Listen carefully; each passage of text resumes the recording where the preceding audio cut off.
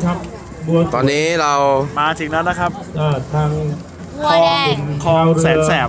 เปลี่ยนเส้นทางเดินเรือใหม่นะครับมึงไม่เคยบอกอะไรมันถูกเลยไอ้ที่นี่ที่ไหนครับต้อนรับ วัวแดงค่ะ คลองทวีวัฒนาคลองทวีวัฒนา ทวีใช่บางท่านมาเมื่อวานโอ้ยโทษอุ้ยเท้าน้องยังไม่ทันไปไหนเลยจะเดินทางมาชมใหม่ อันนี้เรือลำแรกนะครับนี่ปลามานั่งแล้วนะครับมาสวยงามมากอันนี้เรือของเรานะฮะลงเรือไปนะฮะห้องถ่ายรูปเดี๋ยวเรา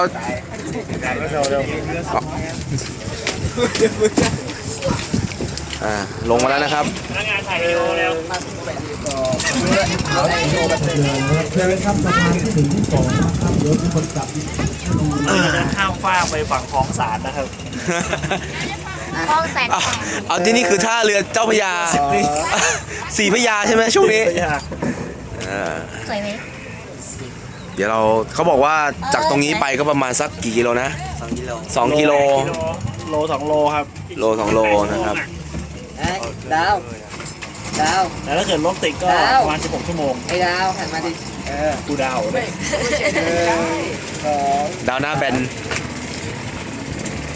ดาวโดมนะครับนะฮะ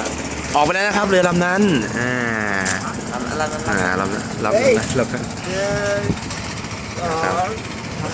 เดี๋ยวเราสักพักเรามาดูนะครับเขาบอกอีกโลนึงเราจะเจอดอกบัวที่สวยเลยนะครับเดี๋ยวเจอกันครับ